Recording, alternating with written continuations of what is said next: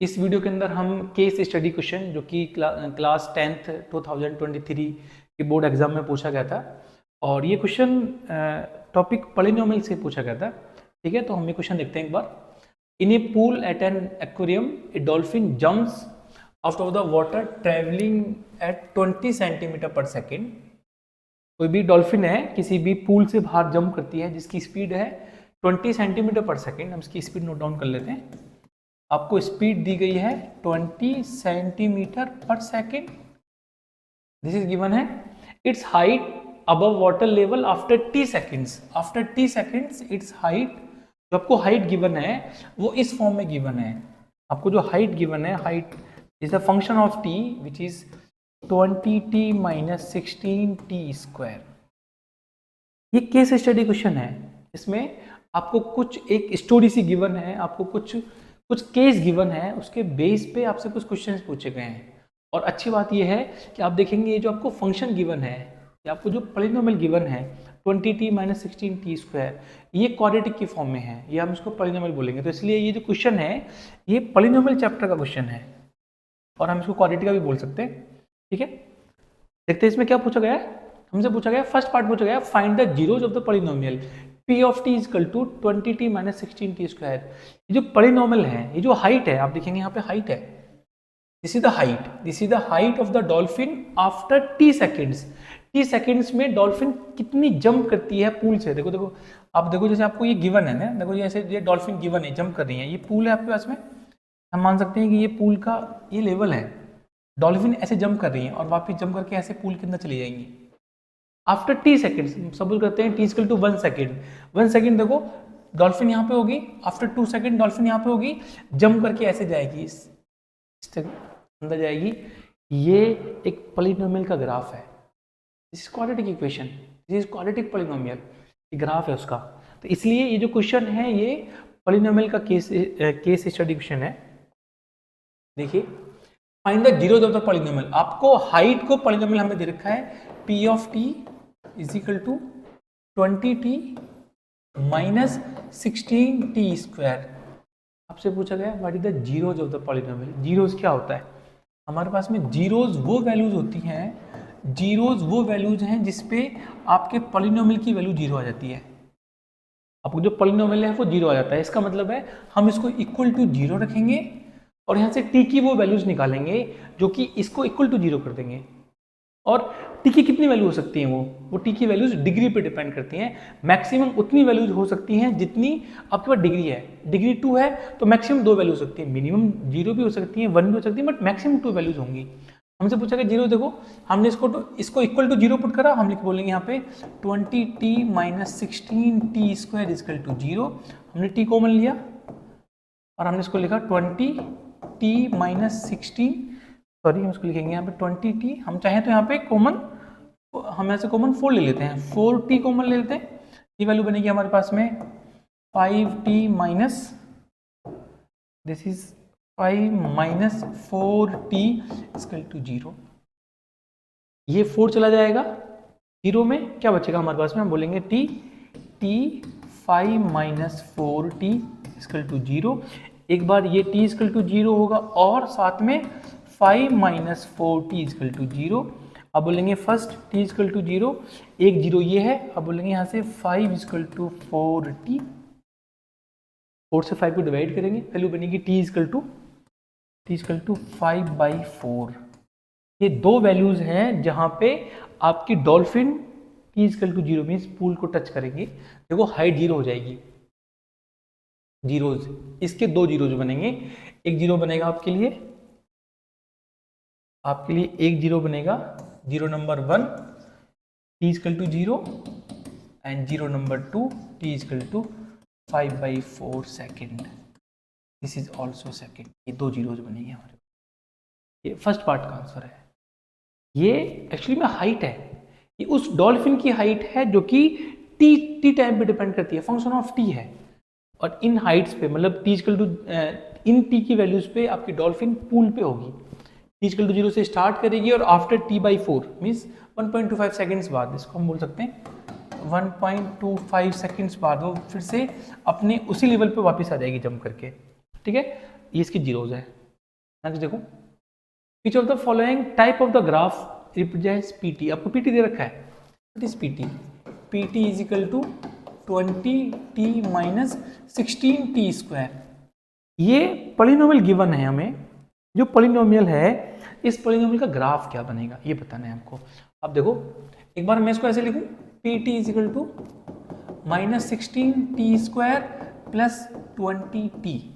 आपको इसके दो जीरोज पता है, अभी निकाले हैं हमने दो जीरोज, 0 एंड 5/4। दो जीरोज देखो हमने इसको निकाला है, t is equal to 0 and 5/4। इसका मतलब है ये जो ग्राफ बनेगा हमारा, जो ग्राफ बनेगा ये ग्राफ 0 और 5/4 पे x एक्सिस को कट करेगा।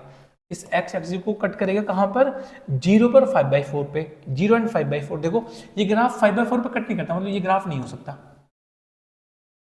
जो जीरोज होते हैं हमारे पास में वो x एक्सिस को भी कट करते हैं उसी पॉइंट पे। देखो ये ग्राफ टच कर रहा है, कट नहीं कर रहा है, ये हो सकता है, it may be the answer, ठीक है। लेकिन ये 0 पे कट नहीं कर रहा तो ये भी नहीं होगा, ये भी ऑप्शन में नहीं होगा, ये ऑप्शन में नहीं होंगे।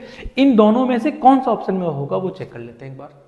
अब देखो हमारे पास पीटी दे रखा है, PT is equal to minus 16t square plus 20t। Option A और ऑप्शन सी ये दोनों क्वाड्रेटिक के ग्राफ्स हैं। ये इसको बोलते हैं concave downward graph. This is concave downward and this is concave upward. Concave downward and concave upward सिर्फ डिपेंड करता है आपके पास ए की वैल्यू पे। अब देखो यहाँ पे जो ए है, दिस ए इज नेगेटिव। यदि ए नेगेटिव होता है तो जो क्वाड्रेटिक इक्वेशन होती है या जो क्वाड्रेटिक पॉलिनोमियल होता है उसका ग्राफ कॉनकेव डाउनवर्ड होता है। इस तरीके से ग्राफ होता है वो कॉनकेव डाउनवर्ड बनता है और ऐसे नीचे की तरफ है। अब आप देखो ये ग्राफ कॉनकेव अपवर्ड है, दिस इज कॉनकेव अप, ये ग्राफ नहीं होगा, this is concave down, this is down and this is the correct answer. कहाँ पे इंटरसेक्ट कर रहा है एक्स एक्सिस को? t इक्वल टू 0 पे एंड t इक्वल टू 5/4 पे, t इक्वल टू 0 पे एंड t इक्वल टू 5/4। जो टाइम है जहाँ पे आपकी डॉल्फिन स्टार्ट करती है और वापस उसी लेवल पे आ जाती है 5/4 पे। ऐसे सॉल्व करेंगे इसको, ठीक है। नेक्स्ट क्वेश्चन देखते हैं। आपसे पूछा गया है what would be the value of height, height की क्या वैल्यू होगी at t equal to 3/2। 3/2 seconds पे क्या वैल्यू होगी एंड इंटरप्रेट द रिजल्ट। जो रिजल्ट आता है उसको एक्सप्लेन करना है कि वो रिजल्ट क्यों कैसे आ रहा है, ठीक है। हमसे पूछा गया है हमें हाइट बतानी है, height at t is equal to 3/2। मैं इसको देखो एक बार, देखो 3/2 को मैं लिखूं, ये वैल्यू बनेगी 1.5 सेकेंड, ये वैल्यू बन के आएगी 1.5 सेकेंड। आप यदि ग्राफ को एक बार ऑब्जर्व करेंगे पीछे, अब इस ग्राफ को देखिए, ये ग्राफ बन के आ रहा है। ये ग्राफ ये जीरोज हैं, मीन्स कि देखो ऐसे देखते हैं, ये पूल है आपके पास में, ये पूल है। t इक्वल टू 0 पे डॉल्फिन ने जंप ऐसे लगाई और आफ्टर सम सेकंड्स डॉल्फिन वापस पानी पे आएगी और वो किस टाइम पे में वापस पानी पे एंटर कर रही है? This is t equal to 5/4 means 1.25 seconds. तो डॉल्फिन है वो t इक्वल टू 0 पे स्टार्ट करती है और वापस t इक्वल टू 1.25 सेकेंड्स पे पानी पे वापस आ जाती है। लेकिन हमसे हाइट कम पूछी है, हमसे हाइट पूछी है आफ्टर 1.5 सेकेंड। डॉल्फिन तो 1.25 पे ही वापस आ जाएगी, तो हाइट क्या आएगी? देखो अब ये जो हाइट है इससे नीचे ट्रैवल करने के लिए इसने 0.25 सेकेंड्स का टाइम लिया। आपको बताना है कि ये हाइट कितनी होगी, ये हाइट h कितनी होगी, और h नेगेटिव में आनी चाहिए। क्यों? क्योंकि आपका जो वाटर लेवल के ऊपर जो हाइट है वो पॉजिटिव है, वाटर लेवल के नीचे जो हाइट है वो नेगेटिव है। ट्राई कर लेते हैं एक बार, देखो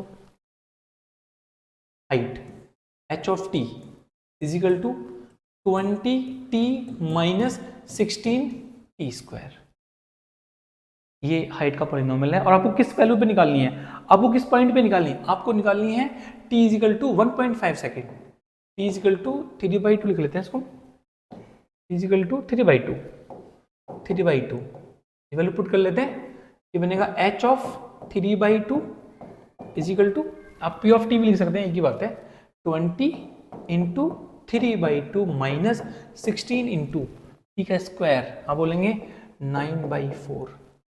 3/2 का स्क्वायर 9/4।